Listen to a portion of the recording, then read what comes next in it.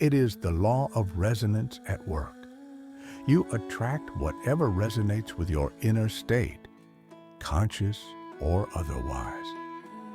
Even the most difficult relationships carry messages the ego refuses to see, but the soul needs to hear. Carl Jung believed the most important meetings were arranged by the soul long before the bodies met. If that is so, what do your relationships say about you? In this video, discover why certain bonds form, why some patterns repeat, and how meetings that appear random are in fact profound reflections of your own psyche. Watch until the end, because once you understand how the law of resonance shapes your relationships, you will stop calling coincidence what has always been the language of the unconscious. Almost everyone has lived something like this. Life flows on, and suddenly someone appears. A glance exchanged in a cafe, a conversation on the metro, a message sent by mistake. And nothing is ever the same again. It feels like chance, yet it is not. These meetings that redirect the course of events follow no visible logic, are not planned, and depend on neither algorithms nor control. The feeling is different, as if it had already been written, as though an invisible thread connected two human experiences that had lived in separate worlds until now. Carl Jung said some connections are formed before life gives them a name. This is not poetry, but a theory of the unconscious. Behind the facade of events, something deeper is at work. A symbolic intelligence guiding us toward what must be lived, understood, healed, or transformed. Nothing happens by accident, because in this context, accident is not random. It is a language. What you call destiny may actually be the movement of your unconscious in interaction with the external world. There is resonance between you and what you attract. That resonance is invisible and illogical, yet real. It appears in repeating stories, in people who arrive as mirrors, in bonds that, even if brief, leave deep marks. When someone enters your life and turns everything upside down, into light or into chaos, it is never without purpose. Sometimes that person carries the key to a process that has been blocked for years. At other times, they embody something not yet recognized within you. They might be a mirror, a trigger, a messenger, or even a bridge, but never neutral, never meaningless. The self, the deepest core of psyche, draws those meetings. It knows what the ego does not. It works through symbols, dreams, and synchronicities, often using another human being as a mirror to show what cannot yet be seen alone. Look carefully at your life path, and you will notice that the right people always appeared at the most unexpected moments. They were not always gentle, not always kind, but always precise. The soul recognizes before the mind knows a name, and when that recognition happens, the natural course of life changes direction. Whatever comes to you harmonizes with whatever within you vibrates. This is the foundation of what can be called the law of psychic resonance, the idea that external experiences, especially encounters with people, reflect internal states of psyche. It is not only energy in an esoteric sense, but emotional, symbolic, and unconscious vibrations. You attract what is on the same psychic frequency, including your wounds, lacks, unrealized desires, unresolved traumas, the parts of yourself you have pushed away. Another person appears as an emotional mirror, giving back exactly what you have not yet seen or accepted in yourself.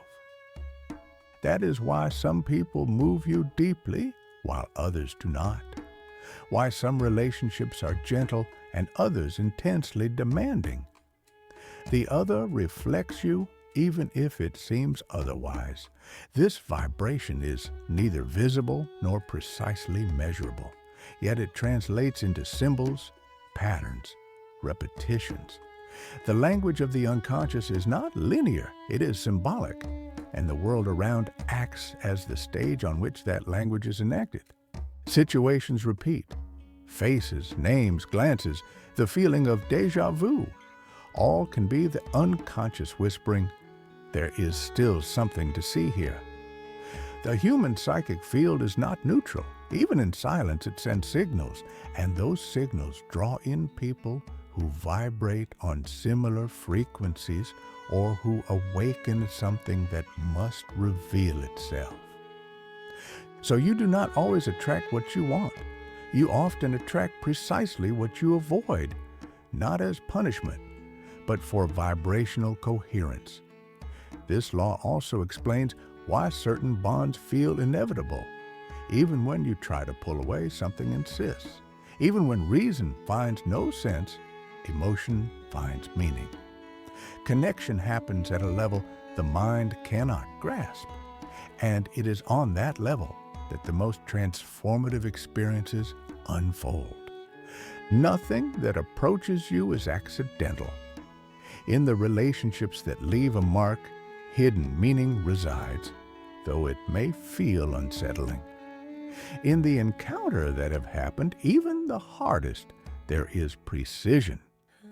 The external universe is not separate from you. It is the most honest mirror of what lives inside.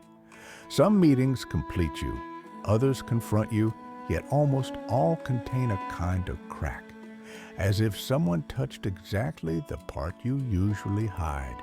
That is not chance. It is psychic complementarity. Jung observed that the ego, by nature, is limited. It builds identity from choices, what you decide to be, what you show, what you deem acceptable. But everything excluded out of fear, shame, or habit does not disappear. It stays in the unconscious, and that is precisely what you tend to attract.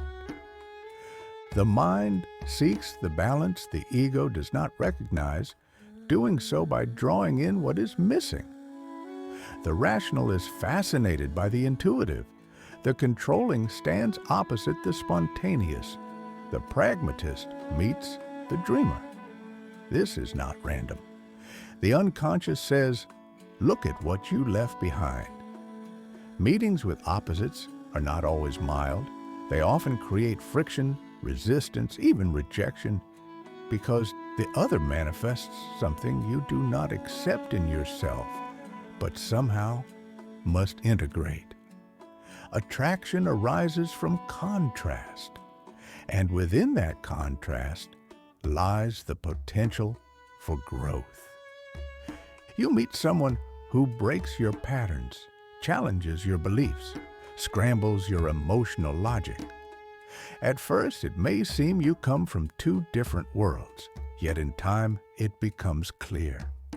The difference shows you something new, pulls you beyond the comfort zone, opens space for a fuller version of yourself. These meetings are not mistakes along the way. They are encounters of souls, and the soul does not seek comfort, but wholeness. For Jung, the path of individuation consists in exactly this movement, integrating what is missing, welcoming what was repressed, expanding consciousness by including the other as part of one's own process. When you attract someone very different, it is worth asking, what does this person show me? What is lacking that I am not acknowledging? What have I always admired in others but never dared develop in myself? The opposite does not appear to negate you. it appears to remind you of who else you can become. Love often begins when the soul recognizes what the ego has yet to name. But not every intense connection is authentic. Sometimes, what seems a meeting of souls is merely a reflection of something unresolved within. Distinguishing the two is among the subtlest tasks of self-knowledge. When someone enters your life and you feel an almost inexplicable magnetism, it is easy to think it is a sign of destiny. Yet frequently, what happens is projection. You do not see the person as they are. You see what your unconscious has placed upon them. An old longing, an emotional lack, an idealized image taking shape in that face. Projection carries strong energy, loud, impulsive, intoxicating. It pulls you in too quickly. You feel magically understood, as if you have met someone who knows you without words. But in reality, you are speaking with a part of yourself that has been activated. It is not the other person in their truth. Intuition, on the other hand, has a different rhythm. Quiet, subtle, almost shy. When it is genuine, there is no hurry, no fear, only calm recognition. You do not feel the need to prove yourself or to seize the other. The meeting flows effortlessly, without the urge to idealize. A useful way to distinguish the two is to ask the right question. What exactly do I see in this person? If the answer is full of fantasy, salvation, completion, it is probably projection. If it is more realistic, present, and open, it may be intuition. Consciousness is the only possible filter, activated solely when there is courage to explore one's own emptiness. The person who attracts you shows a part of you. The question is whether that part is recognized or merely used to fill a void. Many relationships start in projection and reveal their true nature only later. When the curtain falls, frustration, pain, anger may appear, but clarity can also emerge. Projecting is not the problem. It is human. The problem is getting lost in fantasy and missing the moment it stops making sense. Not every meeting is meant to last, but every meeting can be enlightening. Some appear to show where salvation is still expected, others to remind that wholeness already exists. The task is to recognize, with attention and presence, where the strength of the connection comes from. Not everything that shines is a soulmate. Sometimes it is just the echo of an old desire demanding to be heard and released. Some people evoke uncomfortable feelings: anger, jealousy, irritation, instant dislike. The first impulse is to pull away, judge, or deny. Yet something there deserves closer attention because these intense reactions do not arise from nowhere. They signal the shadow has been stirred. In Jungian thought, the shadow is not evil in itself, but everything one refuses to accept as part of oneself. Traits, desires, impulses, emotions excluded from conscious identity, yet still active, lurking in darkness. Relationships are one of the most common ways the shadow manifests. What is rejected in others mirrors what is unaccepted within. The arrogant irritate because they reveal repressed vanity. The unstable unsettle because they activate hidden fragility. The selfish provoke because they reflect a wish to set boundaries never dared. What touches you speaks more about you than about the other. This does not justify every behavior nor demand tolerating everything, but before reacting automatically, it is worth investigating. Why does this affect me so much? What exactly do I feel? The answer rarely lies on the surface. The shadow you attract may come in the form of criticism, rivalry, or jealousy. And the impulse to move away almost always mirrors discomfort with one's own reflection, because it is easier to point outward than to integrate what is inside. Jung said, "What you deny in yourself appears in others as fate."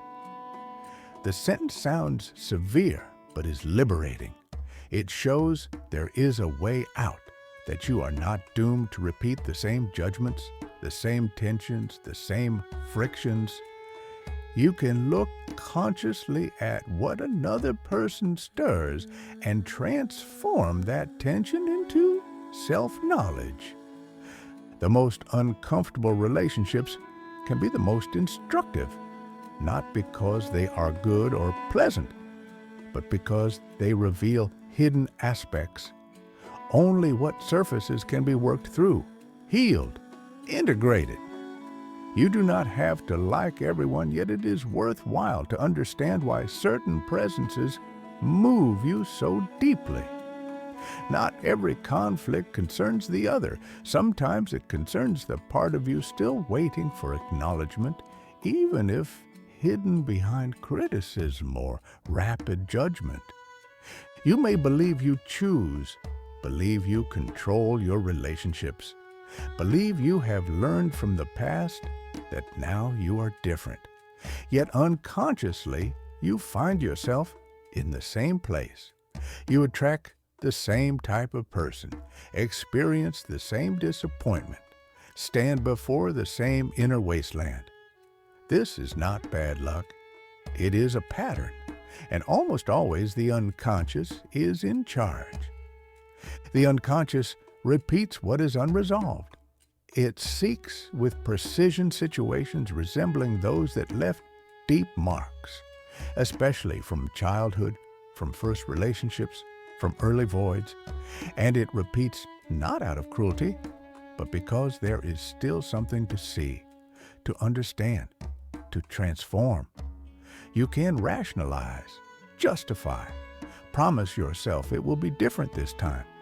But if the core wound is still alive, it will shape your choices, distort your perception, make you believe you are in love when in truth you are searching for a symbolic exit from an old abandonment, a forsaken desire, and unreceived validation. Thus, you enter cycles, partnering with emotionally unavailable people, staying in relationships that hurt, feeling invisible even when someone stands beside you, not because you wish to suffer, but because, on some level, you try to find a symbolic resolution to what was never completed. Repetition is the way the unconscious tries to finish what was interrupted. It restages the scene as if saying, maybe this time it will work. Yet it almost never does, for healing does not come from pressing on the external, but from looking inward and caring for what demands attention. This is not guilt. It is a psychic structure, and once understood, it can be transformed. The key lies in honest recognition of the pattern. Why do I keep bonding with someone who is absent? Why do I accept less than I deserve? Why do I confuse intensity with love? Awareness breaks the cycle, not magically, but truly. It creates space for new choices more aligned with who one has become rather than with what has wounded. You are not a prisoner of your patterns, but to free yourself, you must admit that, for a long time, they chose for you. Only when that becomes clear can a new story emerge. Bonds that do not replicate the past, but honor who you are now. A book that connects perfectly with these ideas is Joseph Murphy's The Power of Your Subconscious Mind. Anyone seeking to understand clearly why specific types of people, patterns, and experiences are attracted should consider this essential reading. Murphy explains something that can completely change the way life is viewed. The subconscious truly drives behaviors, choices, even encounters. It does not matter what is consciously declared as desired. If deep inside there are beliefs about rejection, abandonment, lack, or unworthiness, that is what will resonate, and that is what will be attracted. Murphy compares the subconscious to fertile soil. Whatever is planted there, through repeated thoughts, strong feelings, emotional conviction, will sprout in the outer world. Here, everything connects with the law of resonance because that inner seed vibrates, and that vibration attracts external experiences that harmonize with it. Relationships, repetitions, returning themes. None of this happens by accident. All of it arises from what vibrates within, even if it is not yet conscious.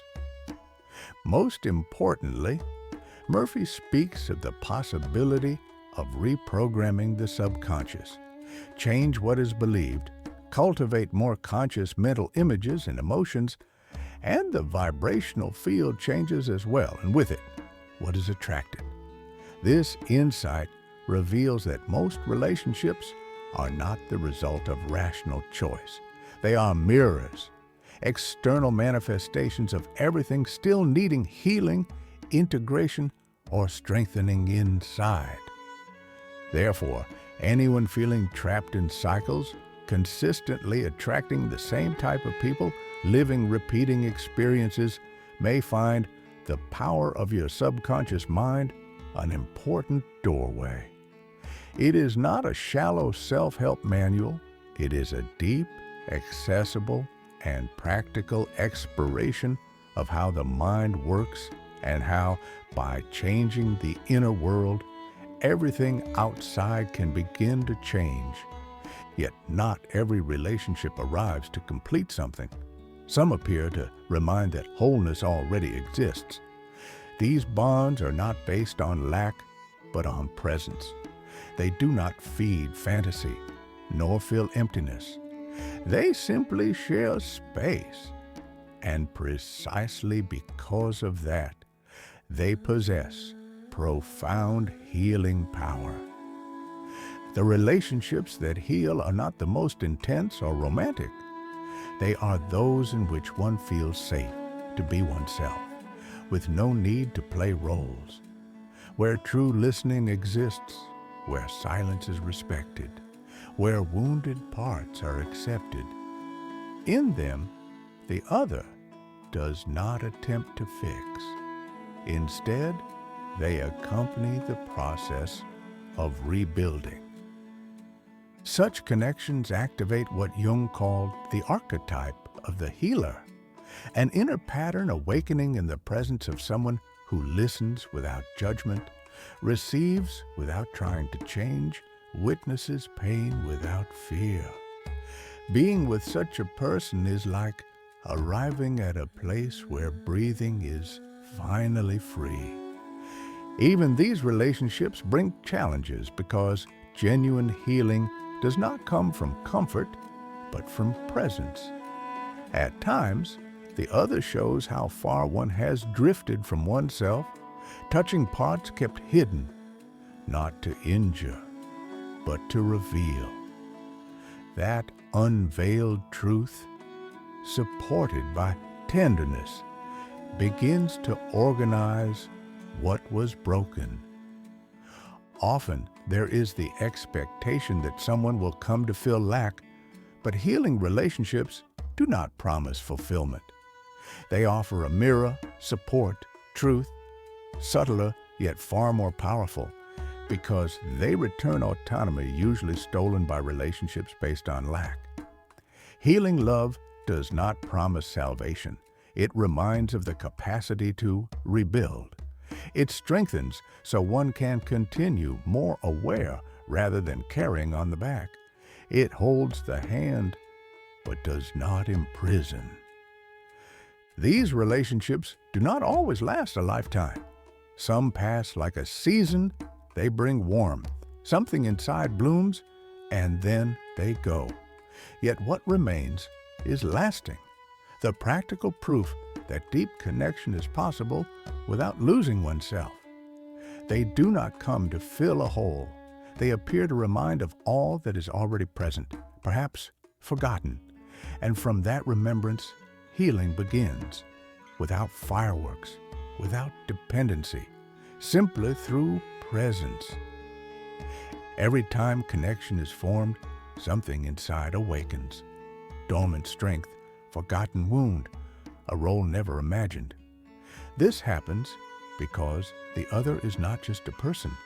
They are an activator of archetypes.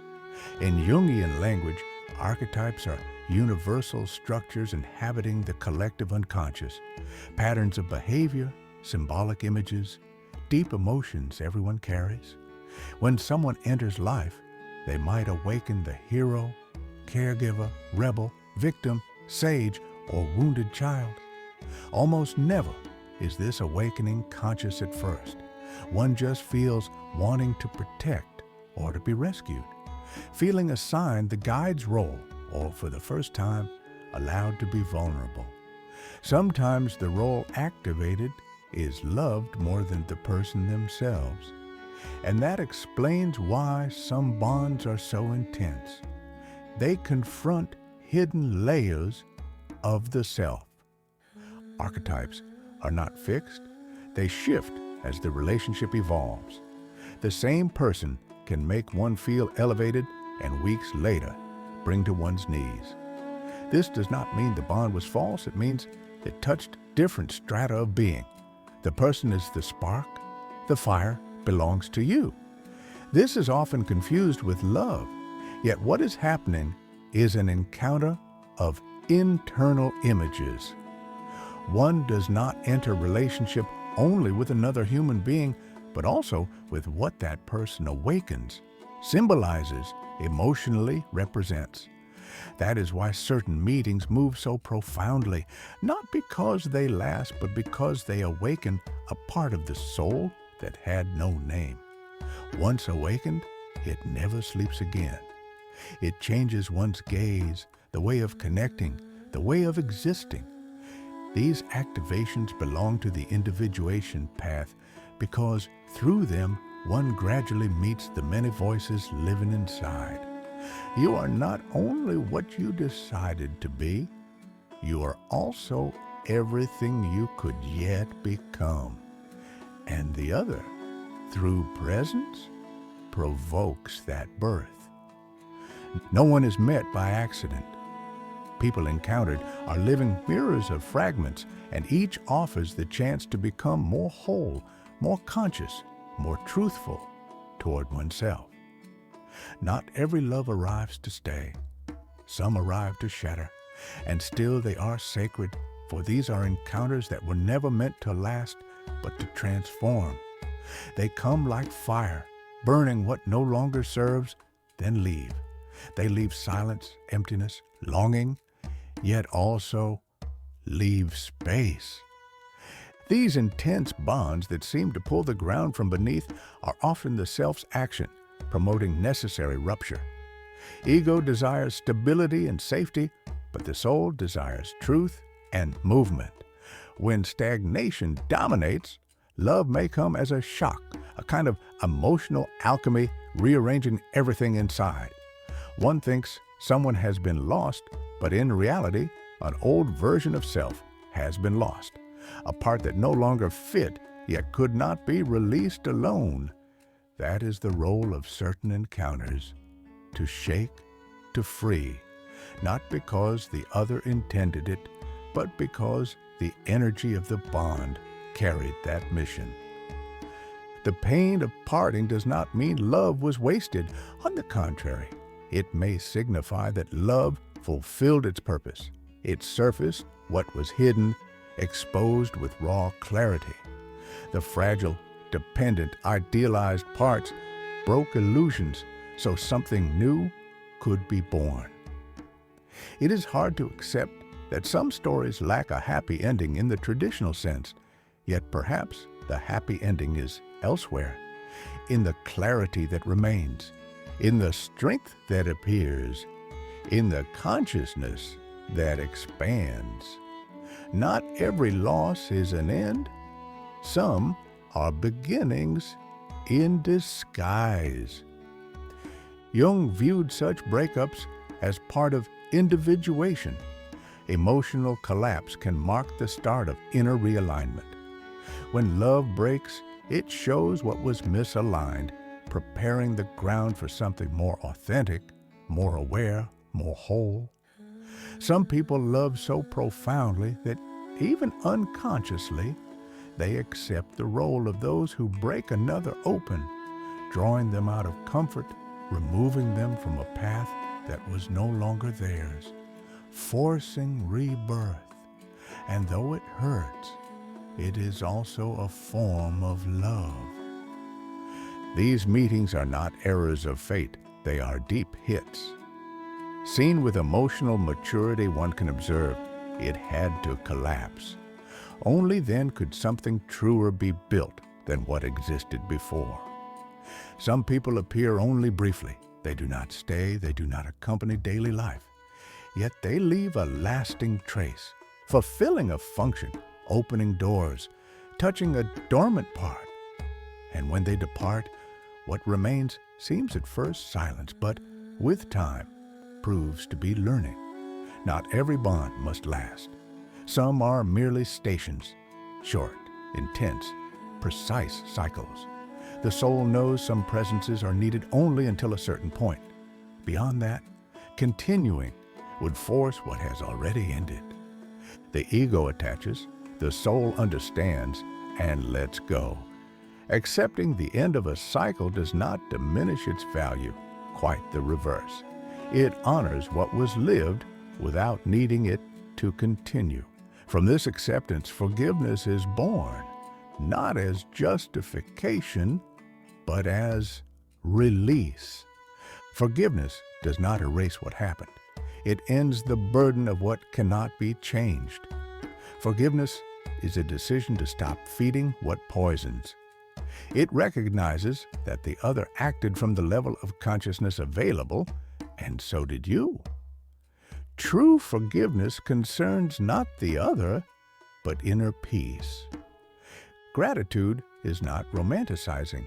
It is acknowledgement, looking back and seeing that despite the pain, something moved, something awakened, something matured, even if it cost tears and silence.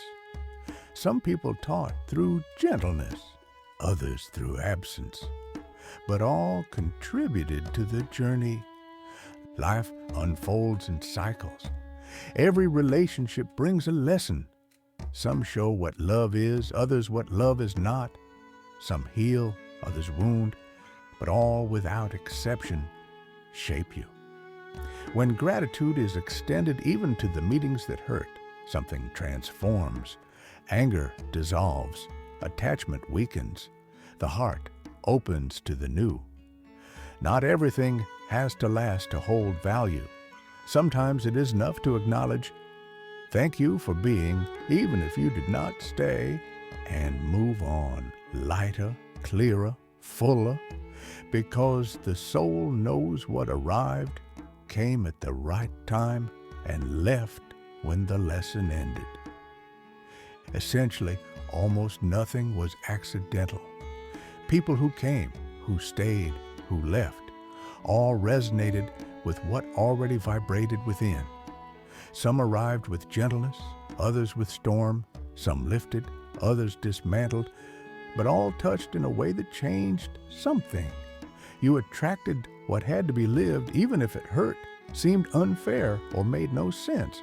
The unconscious travels paths logic cannot reach, and only when the dust settles does clarity often appear. Pain becomes a sign, chaos an unfolding story, the other a mirror. Each encounter carries a function to awaken, reveal, teach, challenge, heal, break, sometimes all at once. Recognizing this movement is a sign that something inside has matured, Because when people are no longer seen as reward or punishment, but as elements of an inner process, the narrative changes. It steps out of drama and enters awareness. The journey is not about controlling who enters or leaves, but noticing what each present shows, integrating what is stirred, releasing what no longer serves, accepting what is still forming. Not about avoiding pain, but giving pain meaning. Throughout this journey, many pieces of self have been found in other people's eyes, in the euphoria of beginnings, in the sorrow of endings, in the intensity of projection, in the calm of real presence. One learns that not every bond must last, yet every bond can teach. Even those that seemed a loss were passages toward a fuller version of self. The unconscious lights up before touch, the soul recognizes before name, and everything that seemed coincidence was, in truth, another meeting with parts that waited to be noticed, felt, embraced. No one has been met by accident. Every person was a bridge between who one was and who one can still become. Every story left a trace, not as a scar, but as a map. Looking now at all that has been lived, perhaps a quiet relief can be felt. It was worth it, not because everything succeeded, but because something true revealed itself. Ultimately, every meeting was exactly what it had to be, an open doorway into the inner world. If this video resonated, subscribe to the channel. Here, we explore soul encounters, the unconscious, and healing, always with depth and no ready-made formulas. Turn on notifications to continue this journey together. And if you have reached this point, leave a comment. Nothing was accidental. In that way, it will be clear that the message reached you to the very end, and that in some manner, it moved something within. See you in the next video.